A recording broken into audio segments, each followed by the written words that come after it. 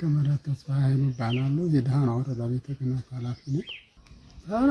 ተጠናክሮ ይቀጥል የሚባለው ነገር ያው በእርግጥ እንደ ወረዳችን እምነት ተከታይ 100% የክርስትና ሃይማኖት ተከታይ ነው። ይሄን የ100% ክርስትና እምነት ተከታይ ህዝብ እያንዳንዱ ጠባቂ እያንዳንዱ እረኛ ያለው ስለሆነ ያን እረኛው ግንዛቤ ቢፈጠርለትና የጋራ ከሚያደርጉ ሴቶች ጉዳይም ሆነ ሌላው ግብረሰናይ ድርጅትም ሆነ ተቀናይቶ ውጤት ያመጣሉ የሚባሉትን የሃይማኖት አባቶች ይዞ መስራት ትልቅ ውጤት አለው ብዬ አስባለሁ። ይሄ ካልሆነ ደግሞ ውጤት ሊመጣ አይችልም። አሁን ውጤት ያመጣሉ ለዚህ ለልማት እንቅፋት ናቸው የሚባሉ ጎጂ ልማዶች ድርጊቶችን ሁሉ ውጤት የሚያስመጡት እነዚህ አባቶች ስለሆኑ እነዚህን አባቶች ግንዛቤ መፍጠርና ስልጠና መስጠት ትሪት ማድረግ ይገባል እንዴ ነው ማስበው። እንዴ ነው መጀመሪያ ጊዜ ስሜ ሰው ጉርቅ እባላለሁ። ደሃና ወረዳ ቤተ ክህነት ዋና ጸሐፊ ነኝ። ማርኔቴ 016 ጉልድ ነው የምኖረው። ያው ከዚያም በፊት ያው እንደዚህ ሁሉ ስልጠና ሳልሰጥ ብዙ ግንዛቤ አልነበረኝም። በኋላ ግን ደሃና ወረዳ ቤተ ክህነት ሲጠሩ እኔንም ደምረው ጠርተው የሴቶች ጉዳይ ስልጠና አንደኛ ስለ ሴቶች ክብር መስጠትን በተመለከተ ለእናቶች ክብር ምን እንደሚገባቸው በመጽሐፍ ቅዱስን በደንብ ስለሚያስቀምጥ የመጀመሪያ ጊዜ እነሱ ቅድሚያ ክብር እንዲሰጣቸው እኩልነታቸው እንዲከበር የሚለውን ስናስተምር ሁሉም ተቀባይነት አግኝቷል። ማንም የመለሰኝ የለም። ሁለተኛ አንዲት እናት ከጸነሰች እስከምትወልድበት ድረስ እንጨት መሸከም፣ ውሃ መሸከም፣ አረም አጨዳያ ስትሄድ ነበረ። እዛን ግንዛቤ ከተሰጠ ወዲህ ግን በቃ እናቶች ከጸነሱ በኋላ እስከሚወልዱ ድረስ ይህንን ሽህም የቤት ስራን እንጂ የዱር ስራ እንዳይሰሩ ከዛሬ ልክቶ እስከ ዛሬ ድረስ ያቆመ መሆኑን አረጋግጣለሁ። ህብረተሰቡም ተቀባይነት አግኝቼበታለሁ ማለት ነው። ከዚያ ሁለተኛ ግርዛትን በተመለከተ ጌታችን ኢየሱስ ክርስቶስ መጽሐፍ ቅዱስ ሳሮም ለኦሪት ወለነቢያት ይላል። እኔ የመጣሁት ኦሪትን ንሽራቸው ሊፈጽም ነው ብሏል። የወንድ ልጅ ግርዛት አለ ትክክለኛ ነው። የሴት ልጅ ግርዛት ግን የሌለ በመሆኑ መገረዝም አለመገረዝም ደግሞ የማይጠቅሙ ከሆኑ በጥምቀት ስለተሻረ የሴት ልጅ ግርዛት ስልጠና ከተሰጠኝ ጀምሮ ከ2001 ጀምሮ እስከዚህ እስካሁን ድረስ ምንም ነገር እነዚህ ያቆሙ ናቸው። ምንም ነገር የለም። ሴት አለጋለች እያሉ ሲያስተምሩ የነበሩትም እኛ በትምህርት አነጸናቸው። በዚያም ወደዚህ የሴት ግርዛት እንዳቆመ ሰጠ። ሁለተኛ በወሊድ ጊዜ በጤና ጣቢያ አይታወቅም ነበር። ግንዛቤ ከተሰጠን ወዲህ ግን እናቶች በጤና ጣቢያ እንዲወልዱ እነሳ ልጆቻችን እያስተማርነ እኔም 72 ንስሐ ልጅ አለኝ። እነዚያ ላስተምር እናቶች ከዚያም ወዲህ ጀምረው በቃ ገና ከጸነሱ ጀምረው እስከ 8 ወር ድረስ በጤና ጣቢያ ይመላለሳሉ። 8 ወር ከወላ በኋላ ግን ከጤና ጣቢያ ተቀምጠው እየወለዱ በሰላም ደም ሳይፈሳቸው እየተፈጸመ ዛሬ እኛ ሳንናገር እነሱ እየፈጸሙት ነው ያሉ። የተወለደው ሕፃን ደግሞ 30 ደቂቃ ያክል ተወልዶ ከ30 ደቂቃ በኋላ የእናቱን እንግረር እንዲጠባ ያደረግንበት ምክንያት ግንዛቤ ከሰጠን ሀሳብ በፊት አንዲት እናት ወልዳ ያንን ሕፃን ወይም ሕፃኒቱን አጋር ጎረቤት ነው ስታጠባት የነበረ። ያቺ ልጅ ነው ያን ልጅ ቀጫጫ ሆነው በሽተኛ ነው የነበረ። ይህ ግንዛቤ ከተሰጠን ወዲህ ግን እነዚህ ሕፃናት የእናታቸውን እንግረር እንዲጠቡ ተደርጎ ሀዛም ወደዚህ ይሄን ተሽሮ አውቅቷል። በቃ ምንም ነገር የለም። የሰው እናት አይጠባም። ከተወለደ ጀምሮ ወዲያውኑ የእናቱን ጡት ነው የሚጠባው ማለት ነው። ከዛ በመጨረሻ ሕፃኑ እስከ 6 ወር ድረስ የእናቱን ጡት ይጠባል። ከዚያም በኋላ ግን ወተት ወይም ደግሞ አትክልት ገንፎ እንዲቀምስና ከዚያም በኋላ በቃ እናቱ ጡት ተላቆ ጎልማስነቱና አይምሮውን እንዲያውቅ ከ6 ወር በኋላ እህል እንደሚመገብ ይህንን ትምህርት ሰጠናል።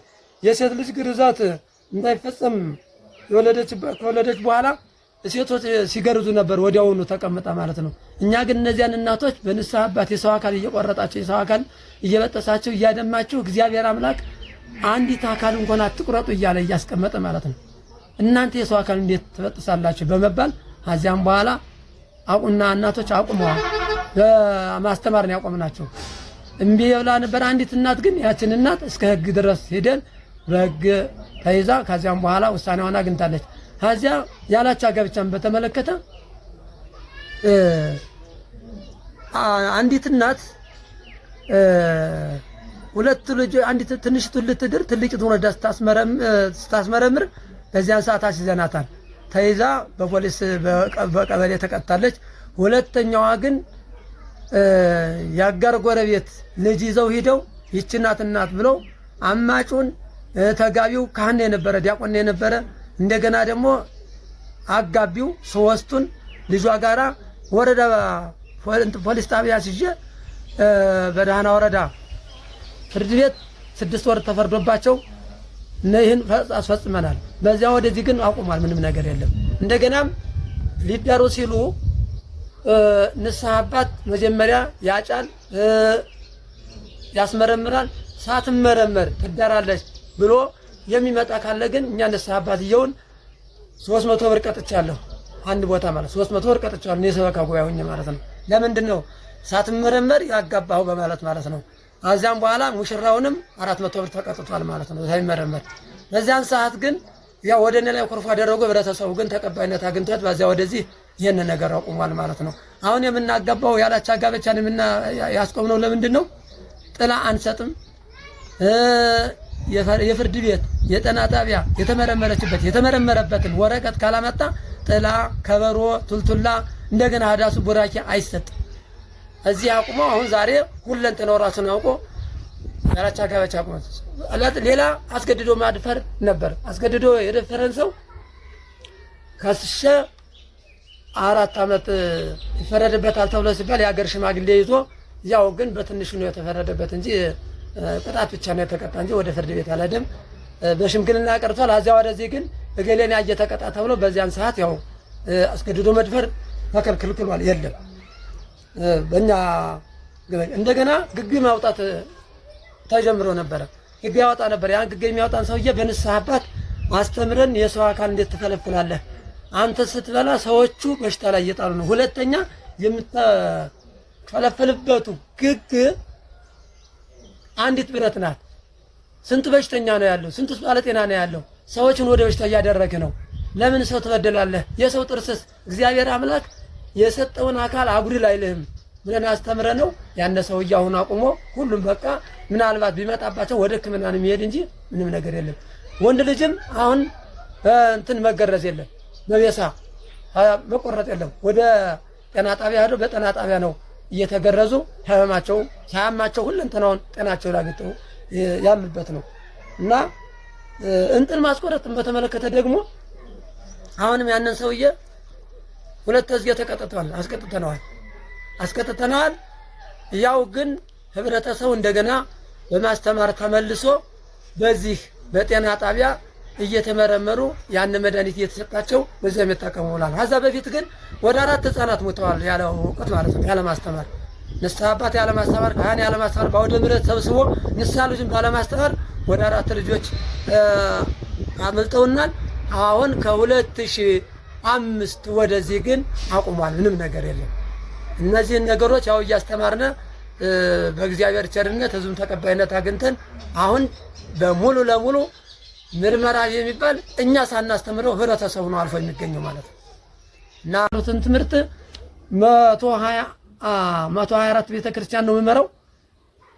የ124 ቤተክርስቲያን የማርያም ከሆነ ማርያም አለችበት ነው መደው፣ የሚካኤል ከሆነ ሚካኤል አለበት ነው፣ ገብርኤል ከሆነ እንደዚያ ነው። በየአብያተ ክርስቲያኖቹ ሁሉን ካህናቱን የመጀመሪያ እንሰበስባለን። ከዚያም በኋላ ደግሞ ህብረተሰቡን ሁሉም አንድነቱን ስናስተምረው ይሄማ ሁላችን የሚጠቅም ነው እያለ ተቀባይነት ያለው ሆኖ ሁሉም ባለጤና ሆኖ ዛሬ ህይወቱን በራሱ እየመራ ነው ይገኛል የኔ ህዝብ ማለት ነው። እሺ በስመ አብ ወወልድ ወመንፈስ ቅዱስ አሐዱ አምላክ አሜን። ስሜ ቄስ ተወባይ ይባላለሁ። የምኖርበት በ020 ቀበሌ በደህና ወረዳ በ020 ቀበሌ ነው።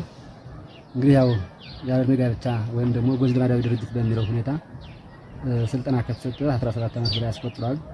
እኔ ደግሞ ከ2000 ዓም ጀምሮ እስካሁን እስካለንበት ድረስ ለ7 ዓመት ያክል ስልጠናውን ወስጃለሁ።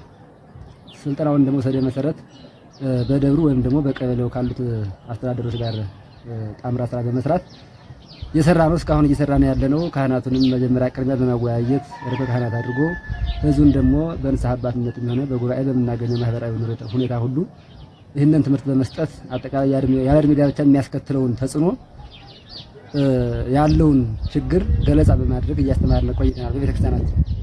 ምክንያቱም ያለ ዕድሜ ጋብቻ አንደኛው የፊስቱላ በሽታና ሌሎች ደግሞ ልዩ ልዩ የሆኑ ተጽዕኖ እንደሚያስከትል ሲቀጥል ደግሞ አጠቃላይ ያለ ዕድሜ ጋብቻ ማለት እንግዲህ ከጭንጫ የበቀለ ዘር ወይም ደግሞ ከሾህ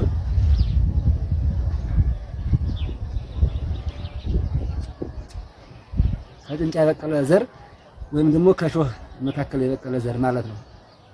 ያለ ዕድሜ ጋብቻ መዳር ወይም ደግሞ ለአቅመ ሔዋን ሳትደርስ የተጋባች ሴት የምትወልደው ሕፃኑ የቀጨረና የቀረጨረ እንደሚሆን ብሎም ወላዷ ጤነኛ እንደማትሆንና ደህና እንደማትሆን ጭምር የእነሱን ደህንነት የልጆቹን ደህንነት ማግኘት የሚችሉት ለአቅመ ሔዋን ስትደርስና ለአቅመ ሔዋን ስትደርስ እንደሆነ በማስተማር ለእነሱ ድህነት መሆኑን እስካሁን የነበረው ጎጂ ልማዳዊ ድርጊት እየተቀረፈና ለወደፊት ደግሞ አስተካክለን አጣምራ ሆነን ቀበሌዎች ጋር እየሰራን የምንገኘው በተለይ እንደ ቤተክርስቲያናችን በአዝራ ደብረ ሰልቅ ቅዱስ ሚካኤል ቤተክርስቲያን አጠቃላይ ሳያስመረምሩ የሚድሩትን ምእመናን አርሶ አደሮች ቅድሚያ ትምህርቱን ከሰጠን በኋላ በተለመደው ልምድ መጥተው ደግሞ ልንድር ነው እንግዲህ ለማስመርመር አቅም የለንም ዛሬ በትንሽ ነገር ነው የምናደርገውና ጥላ ካባ ይሰጠን በተወለደበት አገር ግብር እየገበርነ ፍርቅ እየከፈልን ለምን ይሄ አይሰጠንም እናንተ የፖለቲካ ሰው ለምን ትሆናላችሁ ስንባል ጭምር ይሄ ፖለቲካ እንዳላደለ መጽሐፍ ቅዱስ በመጥቀስ ሕዝቅኤል 4 ያለውንና እንደዚሁም ደግሞ ዘፍጥረት 1:19 ላይ ያለውን ወይም 29 ላይ ያለውን በመጥቀስ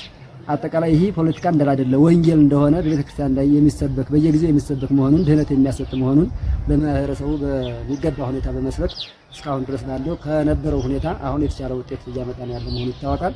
ብሎም ያው አንዳንዶች ሰዎች ተሸልተው እንግዳለን ብለው ጥላቻም ሲፈጥሩ ጭምር እነዚህ ሰዎች የማሳመን ስራ በመስራት ከ10 እና ከ15 በላይ ያላነሱ ለትዳር ደርሰው ሩሃ ከተበላሸ በኋላ ያስቀራራቸው ሰዎች አሉ። ያለ ጥላ ያለ ካባ ስለማይዳር ክርስቲያን የሆነ ሰው ሁሉ የመጀመሪያ ጊዜ የጋብቻ ስርዓቱ በጥላና በካባ ስለሚፈጸም እንደዚሁም በሃይማኖት አባት ስለሚሆን ስለሚከናወን የሃይማኖት አባቶችም ሄደው እንዳይባርኩ መረጃ ካላመጡ ተመርምራ ማለፏን ተመርምሮ ማለፉን መረጃ ካላመጡ አመጣው ለሰው ጉባኤና ለቀበሌ አስተዳደር ወይም ደግሞ ለስራ አስኪያጇ ሳይሰጡ እኛ ፈቃድ ሳንሰጥ የሃይማኖት አባት ከቤት ሄዶ እንዳይባርክ ቡራኬ እንዳይሰጥ ቀድመን ይሄን ገለጻ በማድረግ ማህበረሰቡ በዚህ ተገንዝቦ ግንዛቤ ወስዶ እነዚህ ያልተዳሩ ሰዎች ደግሞ ወደኛ ጋር ቅራኔ ብዙ ሳይፈጥሩ የኛ ችግር ነው ለወደፊት በሰላም ያደርሰን ብለው ለመጪው ዓመት እንደሚድሩ ቃል ገብተናል። ለመጪው ዓመት ቢሆን እንዲህ አይነት ጎጂ ልማዳዊ ድርጊቶችን ያልተማረውን የቀረውን ሰው ሁሉ እያስተማርንን እናስተካክላለን ብለን እናስባለን። በሰቆጣ ቃል ኪዳን እንደዚሁም ደግሞ በደሃና ወረዳ ለ7 ዓመት ያክል ስንሰለጥን ከቆየነበት ዘመን ጀምሮ አሁን በ2016 እና በ2017 ባሉት ዓመተ ምህረት እነዚህ በሁለት ዓመቶች እንደ ቀበሌ 020 ወይም እንደ አዝራ ደብረ ሰልቅ ቅዱስ ሚካኤል ቤተክርስቲያን የማህበረሰቡን የነበረውን ጎጂ ልማዳዊ ድርጊት ማስቋረጥ፣ ግርዛት፣ የሴት ልጅ ግርዛት እነዚህን ሁሉ በትምህርት በመጥቀስ በንስሐ አባትነትም በዝክርም ወዘተ በማህበራዊ ሁኔታ ሁሉ በመጥቀስ ሰዎች ያው ከነበራቸው ጎጂ ልማዳዊ ድርጊት እንዲመለሱ የማድረግ ስራ እየሰራን መጥተናል እና ያው ለወደፊትም እናንተ ጋር ምን ስራ አይደለም ያፈልገን ነው። በእኔ በኩል ያለው ይሄንን ይመስላል። ያው እንግዲህ በድጋሚ በዚህ ስራ ላይ ስንሰራ ትልቅ ተጽዕኖ ደርሶብናል። ይህን ተጽዕኖ ደግሞ እኛ በጥላቻ ሳይሆን በትምህርት በስብከት ሰዎችን በትምህርት በመገንባት ወደ ድነት እንዲመለሱ የማድረግ ስራ እየሰራን እስካሁን ድረስ በእግዚአብሔር ቸርነት ቆይተናል። አንደኛው ዲያቆን እንግዲህ ሌላው ይቅርና ዲያቆን በተክሊል የሚዳር ዲያቆን እንደዚሁ ሳይመረመር በተክሊል ይዳራለሁ ብሎ ቅዳሜ ለእሑድ ከመሰል ጓደኞች ጋር ሲመጣ ሀዚህ አንድርም ብለን ሰደን ከገጠር ሄዶ የቆረበና ተክሊል የፈጸመ ዲያቆን አለ። ይህንን ሁሉ ለወረዳ አስታውቀናል። የጸጥታ አካል ተልኮ ወንጀለኛው እንዲያዝ አድርገናል። እንግዲህ ከደብሩ እንዳይቆርብ ስርዓት እንዳይካሄድ አድርገናል። ብሎም ደግሞ ከኛን ሰጥም ስንላቸው ምን አይነት ዘመን መጣብን እያሉ ከሌላ አድባራቶች እየሄዱ ጥላና ካባ በጎረቤት ሀገር ሲያመጡ እነዛን ሰዎች ደግሞ በስልክና በቤተሰብ ሰዎችን በማስጠራት ሰሃጓችን ጭምር በማስጠራት ስልጣን የወሰድነው እኛ ብንሆንም እነሱን ደግሞ ይህን ትምህርት በመስጠት ለወደፊት ይህን ልምድ እንዳይወስዱ በማድረግ እስካሁን ድረስ የተካተልን ቆይተናል። እንደዚሁ ከጭላ ቀበሌ በየአድባራቱ ያሉ ሰሃጓዎች ወደኛ ምክትል በመጥራት በማስጠራት ህገወጥ የሆነ ስራ የሚሰሩትን ክትትል በማድረግ ወረዳ ጋር በመደዋወል የማስቆም ስራ ሰርተናል። ብሎም እስከ ጭላ ድረስ ደው ከኛ ጥላና ካባን ሰጥም ስንላቸው ላልተመረመረ ላላለፈ ወይም ላላለፈች ጥላና ካባን ሰጥም ስንላቸው ከጭላ ሄደው ደግሞ አመተው የተዳሩትን ሰዎች ከሰርጉ ድረስ ጭምር ሄደን ሰዎች ጋር በመጣላት ያን ጥላቻ ደግሞ በሰላም መንገድ አስፍነን ወደ ወረዳ ሪፖርት አድርገን ለምንድን ነው ይህ በወረዳ ስልጠና የሚሰጠው ለሁሉ ነው። ነገር ግን ከአንድ ቤተክርስቲያን የተከለከለ ከሌላው የማይከለከል ከሆነ ደግሞ ልዩነት አለው። እኛን ችግር ወደ ሌላ ተጽዕኖ እያደረሰን ስለሆነ ይህንን ክትትል ማድረግ ያለባችሁ እናንተ ናችሁ። እንደኛ ደብር አስተካክለናል። ሌሎች አድባራቶች ላይ ግን አይደለም በደብራቸው ያለውን ይቅርና ከኛ ደብር ያለውን ሰው ራሱ ጥላና ካባ እየሰጡ እየዳሩ ስለሆነ ይህንን ካሁን ቀደም ለወረዳ ሪፖርት አድርገናል። በእኛ በኩል እንግዲህ እስከዚህ ድረስ እየሰራን መጥተናል። ለወደፊትም ደግሞ ከዚህ በበለጠ እንሰራለን፣ እናንተ ጋር ነው እንሰራለን ብለን እናስባለን። ወስብሐት ለእግዚአብሔር። ስሜ ታደሰ አስማማ እባላለሁ። 020 ቀበሌ በደህና ወረዳ 020 ቀበሌ አዚላ። እዚህ ከጋብቻ ጋር በተያያዘ ያለ ዕድሜ ጋብቻን ለማስቆም ያው ትልቅ ርብርብ እያደረግን ነው ያለን። ይህም ያው አንዲት ሴት 18 ዓመት ሳይሞላት የማታገባ መሆኗ ይህ ስራ እየሰራ ነው ያለ። ይህ የምታገባም ከሆነ በወረዳ ሄዳ ምርመራ ተካሂዶ የጤና ጣቢያ ምርመራ ተካሂዶ እዛ ፍቃድ ሲፈቅድ ወረዳ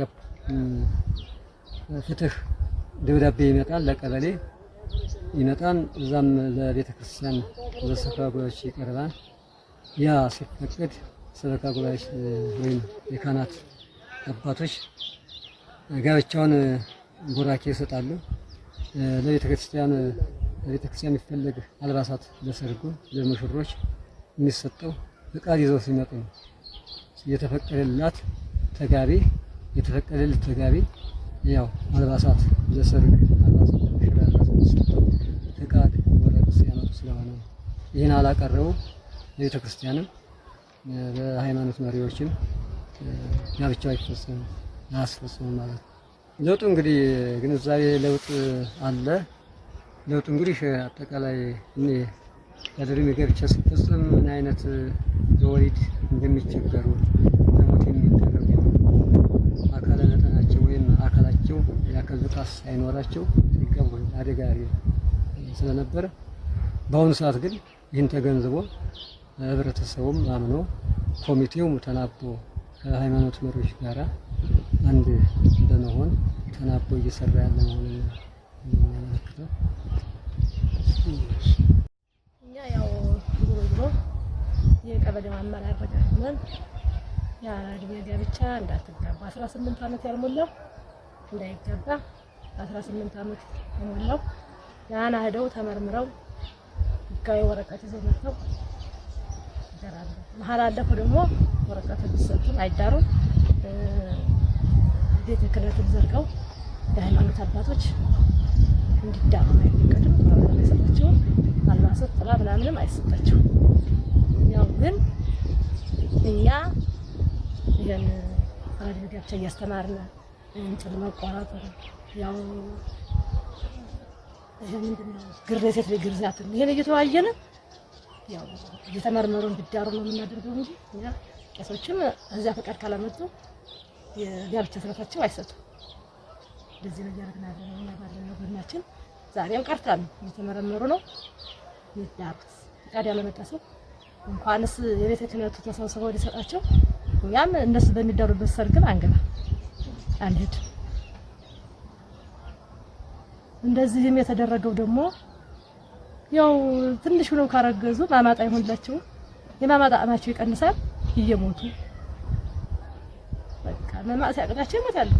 የሞቱ ያው ሀለድጋቸው እየሞቱ ነውና ይሄን ነው እየሰራን ያለው እና ቀበሌያችን ማለት ነው።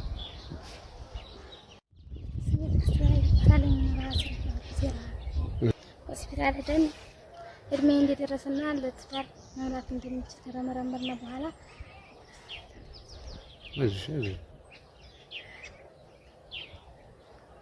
ለጋብቻ እንደደረስን ወረቀት ተሰጥቶን ጋብቻችን ፈጽመን። እስኪ ማለት እንዳንቺ እድሜያቸው ደርሶ እንዲዳሩና ማለት ለምሳሌ ያለ እድሜ ጋብቻ እንዳይኖር ምን ብለሽ ትመክሪያለሽ ለእህቶችሽ? እስኪ የሚያስከትለውን ጣጣ ምናምን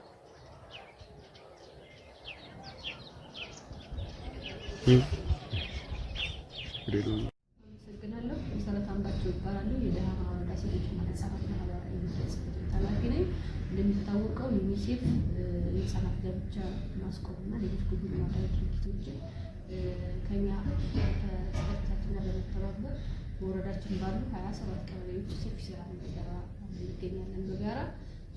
ይሁን እንጂ ይህንን ተግባር ለመፈጸም በጣም በርካታ ፕላትፎርሞችን በመቅረጽ የጎጂ ልማዳዊ ድርጊቶችን ጨምሮ የልጅነት ጋብቻን ለማስቆም ሰፊ ስራ እየሰራን እንገኛለን።